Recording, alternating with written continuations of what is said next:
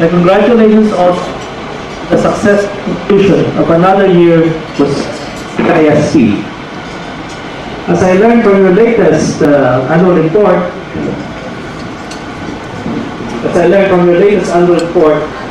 it seems your hardworking and forward-looking organization harvested a bumper crop in 2008, particularly in terms of premium payments and net surplus, and more importantly, in terms of members' equity.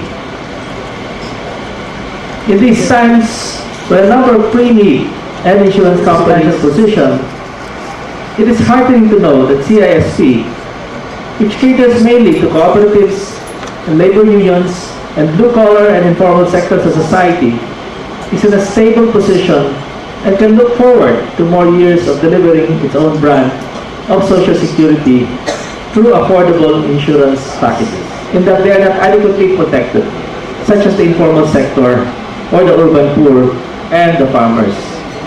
This is why the partnership between SSS and the CISP. Morning again to all of you. Thank you.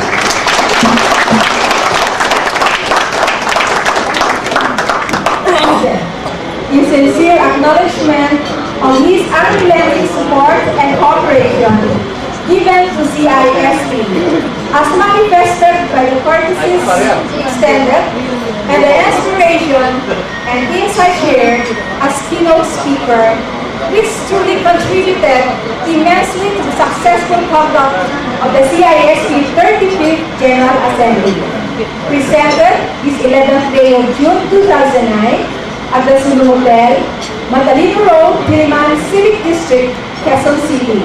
Signed, Ambrosio M. Rodriguez, the General Manager. Signed, Honorable Yolinda B. Chavez, the Chairperson.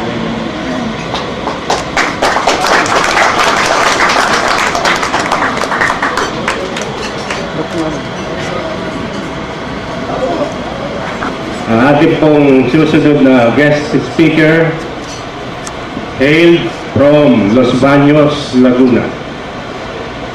Alumnus po siya ng University of the Philippines at Los Baños. Sinasabi maraming pamilya, pero Dr. Sakay, our guest speaker, is the father of our Sabahang Ngayon program.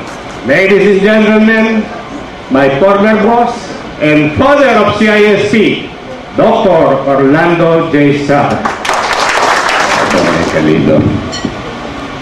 At talaga ito yung introduction mo ay mas mahaba dun sa aking speech.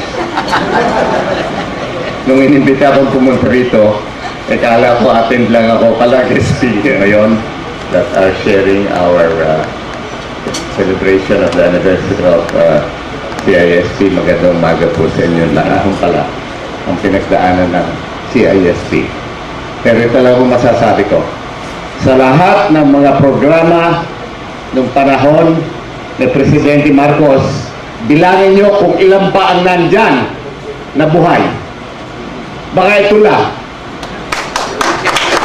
Noong nakaisip kami magtayo ng cooperative insurance sapagkat ang mga magsasaka ay kailangan magkaroon na ng konting proteksyon. Natin ginawang cooperative insurance, una-una, para na sa ganun, pag-aari ng mga magsasaka. Pangalawa, nang maibaba yung premium rate. Pangatlo, nang hindi na kailangan magpatingin pa sa doktor yung mga magsasaka. Ng 2 million, baka mas mataas pa doon sa 2 million na kinolekta. Pero makasisingilin mo, hahabulin mo yung farmer, 2 piso lang, magkano ang gastos mo noon? Anyway, naitayo namin yung 2 million. Naitayo si CISP at nagkaroon tayo ng inaugurasyon sa Malacanang. Ano ibig sabihin nito? Kung merong mahusay na adhikain, lalong-lalo na sa kapakanan ng mga mahihirap, as long as there is a commitment and there is mass support, mangyari. Yun ang leksyon na natutunan natin at that principle of support the same prevails today. That you are the owners and the supporters of this particular and sa palagay ko naman marami nang nakikinabang na mga magsasaka. I'd like to acknowledge the support that has been given by the Insurance Commission, the support that has been given, lalong-lalo na yung mga cooperatives na sumali dito, lalong-lalo na yung mga cooperative rural banks na sumali dito, at lalong-lalo na lahat ng mga tumulong dito sa cooperative insurance system of the Philippines. Ako po ay natutuwa at nagpapasalamat sa inyo lahat. Thank you.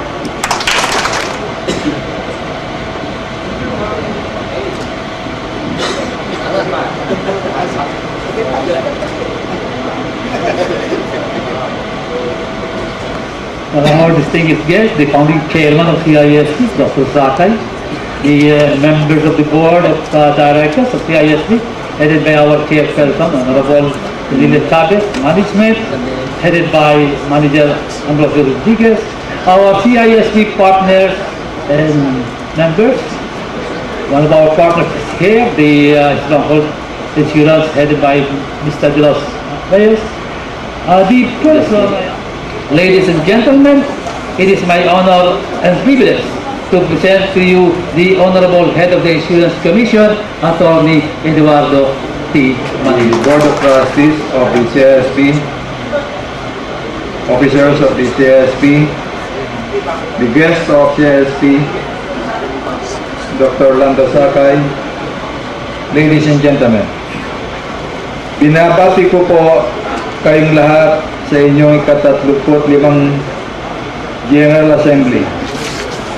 Alam po ninyo, sa kabila na ang buong mundo ay dumaranas ngayon ng panghihina ng ekonomiya o yung tinatawag na Global Financial Crisis, ang CISP ay tila patuloy na lumalakas. Ayon po sa inyong financial statement para sa taong 2008, tumaas po ang inyong assets ng 34.6.